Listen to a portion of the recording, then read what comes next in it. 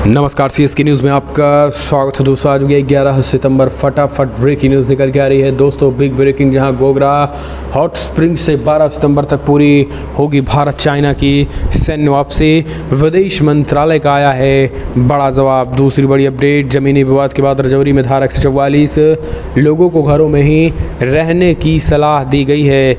इस बीच आपको बताएंगे तीसरी, जहाँ पीएम मोदी ने यूएई के राष्ट्रपति को लिखा पत्र, द्विपक्षीय संबंधों को मजबूत और ज़्यादा बनाने पर जोर। पाकिस्तान को लगा झटका, वहीं इलेक्शन कमीशन ने भरोसा तोड़ा। यहाँ कहते कुछ और करते कुछ। सर्वदलीय बैठक के बाद फारूक अब्दुल्ला का हमला। वहीं जनरल पांडे लद्दाख में गोगरा हॉट स्प्रिंग में सैन्य वापसी को लेंगे जायजा, तो एक एक करके। जहाँ ताइवान को कई देशों का साथ, जंग के खतरनाक अंजाम की आशंका के बीच ड्रैगन को संयम की सलाह, तो एक एक करके विस्तार से। जहाँ सीडीएस जनरल बिपिन रावत के नाम किए जाएंगे, होगा मिलिट्री स्टेशन व सड़क सम्मान में बदला गया नाम, तो सब कुछ खबरें। जहां सऊदी अरब में अमेरिका बनाएगा सैन्य अड्डा, दुश्मन देशों की बढ़ सकती है टेंशन। वहीं सब कुछ खबरें के करके। जहां अभिनंदन ने जिस पाकिस्तानी F-16 को गिराया, उसी 39 साल पुराने खटारा फ्लीट की मदद कर रहा अमेरिका के बीच। दोस्तों सबसे बड़ी बात यह है कि चाइना को झटका दे रहा अमेरिका। भारत ने इस कूटनीति को पूरी तरीके से समझ लिया है कि आखिर अमेरिका और पाकिस्तान के बीच जो चल रहा है, इसे कैसे चाइना को झटका दे रहा है अमेरिका, तो एक एक करके विस्तार से आपको बताएंगे। लेकिन उससे पहले एक छोटा सा निवेदन, अगर आपने चैनल को सब्सक्राइब नहीं किया तो पल पल के अपडेट के लिए चैनल को सब्सक्राइब करें। और अगर आप भी मानते हैं कि मोदी के नेतृत्व में देश पूरी तरीके से सुरक्षित है, तो इस वीडियो को लाइक करें।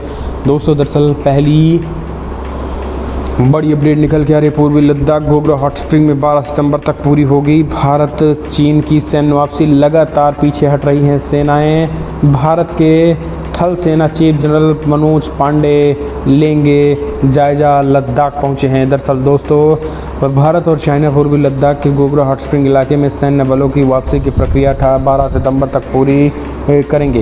इसकी जानकारी विदेश मंत्रालय ने शुक्रवार को ही दे दी है। मंत्रालय के इस बयान में एक दिन पहले ही भारत को अपने चीन की सेनाओं ने घोषणा की थी और उन्हें गोगरा हॉट स्प्रिंग के पेट्रोलिंग पॉइंट 15 से बलों की वापसी की प्रक्रिया शुरू कर दी गई है। इसके साथ ही दोनों सेनाओं के बीच पिछले 2 साल से ज़्यादा वक्त से तनातनी की स्थिति बनी हुई है। विदेश मंत्रालय ने बताया है कि दोनों पक्षों ने वार्ता जारी रखने और भारत चीन सीमावर्ती इलाकों में वास्तविक नियंत्रण रेखा यानी LAC के पास शांति बहाल करने एवं शेष मुद्दों को सुलझाने पर सहमति जताई है। मंत्रालय के प्रवक्ता रिंदम बगाची ने इस मामले से जुड़े सवालों के जवाब में कहा है कि इस बात पे सहमति बनी है कि इलाके में दोनों पक्षों द्वारा बनाए गए सभी अस्थायी ढांचे और अन्य संबंधित ढांचे ध्वस्त किए जाएंगे और इनकी पारस्परिक रूप से पुष्टि की जाएगी। इलाके में भूमि का वही प्राकृतिक रूप बहाल किया जाएगा। दोनों पक्षों के बीच गतिरोध की स्थिति से पहले ही थी, लेकिन अब पीछे धीरे धीरे सेनाएं हट रही हैं।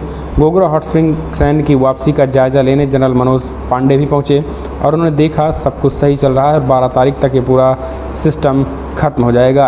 अगली एक और अपडेट, जमीनी विवाद के बाद रजौरी में धारा 144 लोगों को घरों में रहने की सलाह। जम्मू कश्मीर के रजौरी शहर में पदाधिकारियों और आपराधिक दंड संहिता यानी IPC की धारा 144 के तहत शुक्रवार को पाबंदियों की घोषणा की गई। लोगों को घरों में रहने के सलाह दिए गए। अधिकारियों ने बताया कि जिला मजिस्ट्रेट विकास खंड कुंडल के आदेशों के बाद ये लगाई गई है। जमीनी 2 कदम समूहों के बीच जमीन के विवाद के बीच एहतियातन तौर पर ये उठाया गया है।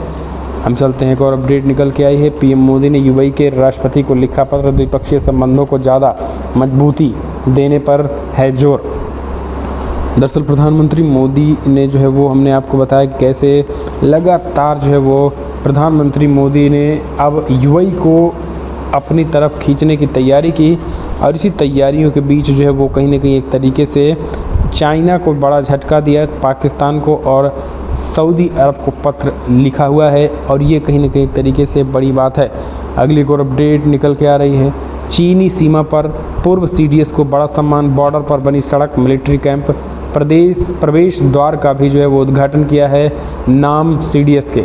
चीन के साथ वास्तविक नियंत्रण रेखा एलएसी पर लोहित घाटी के किनारे स्थित एक सैन्य अड्डे और इस पर्वतीय क्षेत्र में एक प्रमुख सड़क का नाम भारत के पहले प्रमुख रक्षा अध्यक्ष सीडीएस विपिन रावत के नाम पर रखा गया है। रावत की एक हेलीकॉप्टर दुर्घटना में मौत होने के बाद 9 महीने बाद ये नामकरण किया गया है। रावत ने कर्नल के पद पर रहते हुए 1999 से 2000 तक किबुथु में अपनी बटालियन 511 गोरखा राइफल्स की कमान संभाली थी और इलाके में सुरक्षा ढांचा मजबूत करने में काफ़ी योगदान दिया गया था। किबुथ सैन्य शिविर और वॉरलिंग से किबुथ जाने वाली 22 किलोमीटर की लंबी सड़क का नाम जनरल रावत के नाम पर रखा गया था। इस नामकरण समारोह में अरुणाचल प्रदेश के राज्यपाल ब्रिगेडियर सेवानिवृत्त डॉक्टर बी.डी. मिश्रा, मुख्यमंत्री पेमा खांडू, पूर्व सेना के commander lieutenant general Rana Pratap Kalita और जनरल रावत की बेटियां कृतिका और तारणी शामिल हुई। कई वरिष्ठ सैन्य अधिकारी भी इस समारोह में शामिल हुए हैं। विशाल प्रवेश द्वार का भी उद्घाटन किया गया और प्रवेश द्वार का उद्घाटन करने के बाद जो है इसे सीडीएस जनरल विपिन रावत के नाम कर दिया, जो कि सेना ने इसे एक सच्ची श्रद्धांजलि बताई है। अगली और अपडेट निकल के आई है। इलेक्शन कमीशन ने तोड़ दिया मेरा भरोसा। सर्वदलीय बैठक के बाद फारूक अब्दुल्ला हुआ अबाक बबूला। जम्मू कश्मीर में सर्वदलीय बैठक कल बुलाई गई थी, इनमें महबूबा मुफ्ती भी शामिल हुई थी। मीटिंग के बाद फारूक अब्दुल्ला ने कहा है कि आज जो मीटिंग्स हुई इसका मकसद ये था कि रियासत में जो भी मुसीबत आई है उसको हम कैसे रोकें। अगर कोई बाहर के वोटर आता है तो उसको हम मंजूर नहीं करते हैं। उन्होंने कहा है कि हर दिन नए कानून आते हैं, हमारा हक पर हमला हो रहा है और उस हमले को दूर करने के लिए हम यहाँ पर एक साथ हैं। फारूक अब्दुल्ला ने कहा है कि इलेक्शन कमीशन कुछ भी कहे उस पर भरोसा अब नहीं किया जा सकता है। बैठक के दौरान सभी दलों ने जम्मू कश्मीर में बाहरी प्रवेशों के लोगों को मतदाता बनाने पर सवाल उठाया। इस बैठक में पीडीपी, आवामी नेशनल कॉन्फ्रेंस और सीपीआई समेत कई दलों ने हिस्सा लिया है। जम्मू में इस तरीके की पहली बैठक थी जिनमें बीजेपी और उससे संबंधित संगठनों को छोड़कर बाकी सभी दलों को बुलाया गया था। अगली और अपडेट निकल के आई है दोस्तों, बिग ब्रेकिंग, जहां ताइवान को कई देशों का साथ, जंग के खतरनाक अंजाम की आशंका के बीच ड्रैगन को संयम की सलाह। दरअसल यूक्रेन व रूस के बीच 6 माह से जारी जंग के बाद अब ताइवान और चीन के बीच सैन्य टकराहट की आशंका गहराती जा रही है। और आपको बता दें, इस बीच ताइवान को विश्व के कई देशों का समर्थन मिल रहा है और चीन व रूस की दोस्ती किसी से भी छिपी नहीं है। ऐसे में अमेरिकी स्पीकर नैन्सी पेलोसी की ताइवान यात्रा के बाद उभरा ताइवान संकट युद्ध के मुहाने पर पहुंच चुका है। ताइवान के प्रति बढ़ते समर्थन के साथ ही आसियान देशों के चीन में से अधिकतम संयम बरतने की अपील की है, क्योंकि सैन्य टकराव का भयावह अंजाम हो सकता है। अगली और अपडेट निकल के आई है दोस्तों, बिग ब्रेकिंग, अभिनंदन ने जिस पाकिस्तानी F-16 को गिराया उसी 39 साल पुराने खटारा फ्लीट की मदद कर रहा अमेरिका। दरअसल 45 करोड़ अमेरिकी डॉलर यानी 3580 करोड़ रुपए से ज़्यादा पाकिस्तान को इतनी रकम अमेरिका दे रहा है। काम यह है कि पाकिस्तान इन पैसों का अमेरिका से खरीदे हुए 39 साल पुराने F-16 फाइटर जेट्स के रखरखाव के लिए करेगा। भारत को उसके किस तरीके का नुकसान होगा, उससे पहले हम एक कहानी पढ़ लेते हैं, यानी कहानी विंग कमांडर अभिनंदन की है। खत में F-16 फाइटर जेट की स्थिति भी पता चल जाएगी। आपको बता दें, जहां 27 फरवरी 2019 को विंग कमांडर अभिनंदन वर्धमान को खबर मिली कि पाकिस्तानी F-16 फाइटर जेट सीमा पार करके अंदर घुसे हैं। अभिनंदन ने अपने MiG-21 विंसन फाइटर प्लेन से उनका पीछा किया। डॉग फाइट में वर्धमान पाकिस्तानी सीमा से चले गए, लेकिन इस दौरान उन्होंने अपने MiG-21 से पाकिस्तानी के F-16 फाइटर जेट को मार गिराया। पाकिस्तानी अपनी आदत से मजबूर इस बात से इनकार रहा। बेइज्जती तो हो रही थी दुनिया और अमेरिका के सामने, लेकिन सच तो सामने आ ही गया। इस बीच आपको बता दें, पाकिस्तान के पास सबसे पुराने F-16 फाइटर जेट्स को करीब 39 साल हो चुके हैं और पैसा इसमें अमेरिका लगा रहा है।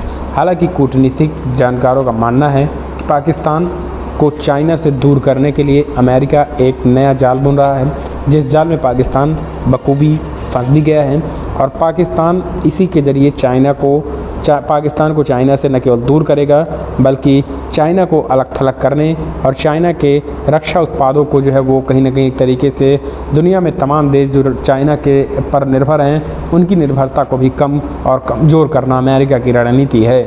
अगली और अपडेट निकल के आई है दोस्तों, बड़ी खबर, जहां इमरान सऊदी अरब आज रवाना हुए विदेश मंत्री, PSS की बैठक पहली। दरअसल विदेश मंत्री एस जयशंकर शनिवार को सऊदी अरब की 3 दिवसीय यात्रा पर गए। वहाँ दोनों देशों के बीच संबंधों और सहयोग को और प्रगाढ़ करने के मुद्दे पर वार्ता हुई।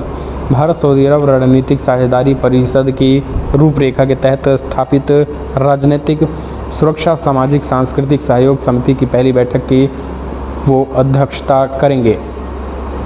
विदेश मंत्रालय ने अपने बयान में बताया है कि विदेश मंत्री बनने के बाद एस जयशंकर की ये सऊदी अरब की पहली आधिकारिक यात्रा होगी। इस दौरान दोनों देशों के नेता द्विपक्षीय संबंधों की व्यापक समीक्षा करेंगे।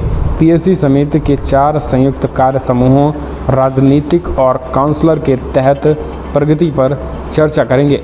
विदेश मंत्रालय ने बताया है कि पिछले कुछ महीनों में इन समूहों और वरिष्ठ अधिकारियों की बैठक हुई। कहा गया है कि दोनों पक्ष संयुक्त राष्ट्र, G20 और GCC में अपने सहयोग सहित आपसी हित के क्षेत्रीय और अंतर्राष्ट्रीय मुद्दों पर चर्चा करेंगे। अगली एक और अपडेट निकल के आई है, बड़ी खबर निकल के आ रही है, पुतिन पर महाभियोग चलाने की मांग करनी पड़ी भारी, रूसी अधिकारियों को समन जारी, लगेगा जुर्माना। रूस में कई निर्वाचित अधिकारियों ने रूसी राष्ट्रपति व्लादिमीर पुतिन के खिलाफ मोर्चा खोल दिया। बड़ी संख्या में अधिकारी पुतिन के महाभियोग की मांग कर रहे हैं। हालांकि ऐसा करना उन्हें भारी पड़ गया है क्योंकि पुलिस ने ऐसे कई अधिकारियों को समन जारी कर दिया जो पुतिन के महाभियोग के आह्वान में शामिल थे। दरअसल सेंट पीटर्सबर्ग में स्मोलिक नगरपालिका के स्थानीय प्रतिनिधियों ने रूसी ड्यूमा से ये मांग की कि राष्ट्रपति व्लादिमीर पुतिन पर महाभियोग चलाया जाए। महाभियोग रूस के राष्ट्रपति को पद से हटाने के लिए कानूनी प्रक्रिया का प्रदान करता है। अगली और अपडेट, सेटेलाइट तस्वीरों में दिखा पाकिस्तान की बाढ़ का रौद्रूप, हो सकती है और गंभीर स्थिति। दरअसल दोस्तों आपको बता दें, जहां पाकिस्तान में आई बाढ़ की खौफनाक तस्वीरें सामने आई हैं। नासा के 2 सैटेलाइट ने इन फोटो को कैप्चर किया है और पाकिस्तान में लगातार हालात जो है वो बाढ़ से पूरी तरीके से ख़तरनाक होते चले जा रहे हैं और दिन प्रतिदिन जो है वो बाढ़ की सिचुएशन लगभग पूरी होती जा रही है। और इन तस्वीरों में सीधे देख सकते हैं कि कैसे बाढ़ की चपेट में आधा से ज़्यादा पाकिस्तान आ चुका है। और जो तस्वीर ली गई हैं नासा की सैटेलाइट ने, इन तस्वीरों को भी शेयर किया गया है। आपको बता दें ये तीसरी तस्वीरें आप 5 सितंबर की देख सकते हैं। पहली तस्वीर जो है वो 25 जून को देखिए, दूसरी 28 जून की है, 25 जून और 28 जून, और तीसरी जो है वो 5 सितंबर की है। तो इनमें आप बाढ़ की जो सिचुएशन है उनको आप बखूबी और अच्छी तरीके से समझ सकते हैं कि अब बाढ़ पूरी तरीके से फैल चुका है और लगभग 4 से 5 करोड़ लोग जो है सीधे तौर पर इससे प्रभावित हो गए हैं। यानी 20 करोड़ में 5 करोड़ लोग सीधे प्रभावित हुए हैं। 30% इलाकों में पानी भर गया है। तो ये पाकिस्तान के हालात हैं। हम चलते हैं और अपडेट, बड़ी खबर निकल के आ रही है जहां बाढ़ के कारण पाकिस्तान के हालात हद से ज़्यादा नाजुक, पूरा विश्व करे मदद, संयुक्त राष्ट्र प्रमुख एंटोनियो गुतेरेस का ऐलान। पाकिस्तान में बाढ़ का तांडव जारी और संयुक्त राष्ट्र प्रमुख एंटोनियो गुतेरेस ने शनिवार को अंतर्राष्ट्रीय समुदाय से बाढ़ प्रभावित पाकिस्तान की मदद के लिए कदम उठाने की अपील की। साथ ही उन्होंने स्वीकार किया कि पाकिस्तान में संयुक्त राष्ट्र जो कुछ कर रहा है वो ज़रूरत महज एक छोटा हिस्सा भर है। संयुक्त राष्ट्र महासचिव गुतेरेस ने पाकिस्तान के सिंध प्रांत स्थित सुक्कुर में टिप्पणी की और वो बाढ़ प्रभावित इलाकों का दौरा करने वहां गए थे। प्रधानमंत्री शहबाज शरीफ के साथ बाढ़ प्रभावित क्षेत्रों का हवाई सर्वेक्षण करते हुए संयुक्त राष्ट्र प्रमुख ने बाढ़ से हुए विनाश को अकल्पनीय बताया। उन्होंने कहा कि जलवायु परिवर्तन के अधिक जोखिम का सामना करने वाले पाकिस्तान सहित अन्य देशों को भविष्य में आपदाओं का प्रतिरोध करने के लिए उनके अनुकूल बुनियादी ढांचा का पुनर्निर्माण करना चाहिए। एक और अपडेट, गुजरात ATS और DRI की बड़ी कार्रवाई। दुबई से लाए गए 200 करोड़ रुपए के ड्रग्स को कोलकाता से किया जब्त। दरअसल गुजरात आतंकवाद निरोधी दस्ते ATS और राजस्व खुफिया निदेशालय की संयुक्त टीम ने ड्रग्स के खिलाफ एक बड़ी कार्रवाई की। इस टीम ने पश्चिम बंगाल में कोलकाता बंदरगाह के पास एक कंटेनर से 197 करोड़ रुपए मूल्य की 39 किलोग्राम हेरोइन जब्त की। एक अधिकारी ने शुक्रवार को इस बात की जानकारी दी। स्क्रैप के बॉक्स में यह ड्रग्स दुबई से भारत लाया गया था। ATS और DRDO ने ज्वाइंट ऑपरेशन में इसके खिलाफ कार्रवाई एक बहुत अच्छी कामयाबी पाई है। इस बीच गुजरात के पुलिस महानिदेशक आशीष भाटिया ने गांधीनगर में कहा है कि प्रतिबंधित पदार्थ 12 गियर बॉक्स के अंदर छिपा रखा गया था, जो दुबई के जेबल अली बंदरगाह में शिपिंग कंटेनर में भेजे गए 7220 किलोग्राम धातु स्क्रैप का हिस्सा था और वो फरवरी में कोलकाता बंदरगाह पहुंचा था। हम चलते हैं, एक और अपडेट निकल के आई है दोस्तों, आपको बता दें बिग ब्रेकिंग, जहां केंद्र राज्य विज्ञान सम्मेलन दुनिया में भारत कैसे बनेगा रिसर्च और इनोवेशन का हब, PM मोदी ने सुझाए कई उपाय। दरअसल आपको बता दें प्रधानमंत्री मोदी वीडियो कॉन्फ्रेंसिंग के माध्यम से केंद्र और राज्य विज्ञान सम्मेलन का उद्घाटन किया। 2 दिवसीय कॉन्क्लेव का आयोजन साइंस सिटी अहमदाबाद में किया गया और इनमें STI विजन 2047 सहित विभिन्न विषयगत क्षेत्रों पर सत्र शामिल होंगे। उद्घाटन के बाद PM मोदी ने अपना संबोधन भी दिया। PM मोदी ने कहा 21वीं सदी के भारत के विकास में विज्ञान उस ऊर्जा की तरह है जिनमें हर क्षेत्र के विकास को, हर राज्य के विकास को गति देने का सामर्थ्य है और अब भारत चौथी औद्योगिक क्रांति का नेतृत्व करने की तरफ बढ़ रहा है और इनमें भारत की साइंस और इस क्षेत्र से जुड़े लोगों की भूमिका बहुत अहम है। PM मोदी ने कहा है कि जब ज्ञान विज्ञान से हमारा परिचय होता है तब संसार की सभी संकटों से मुक्ति का रास्ता अपने आप खुल जाता है। समाधान और नवाचार का आधार विज्ञान है और इसे प्रेरणा से आज का नया भारत जय जवान, जय किसान, जय विज्ञान के साथ ही जय अनुसंधान का आह्वान करते हुए आगे बढ़ रहा है। तो दोस्तों फटाफट ब्रेकिंग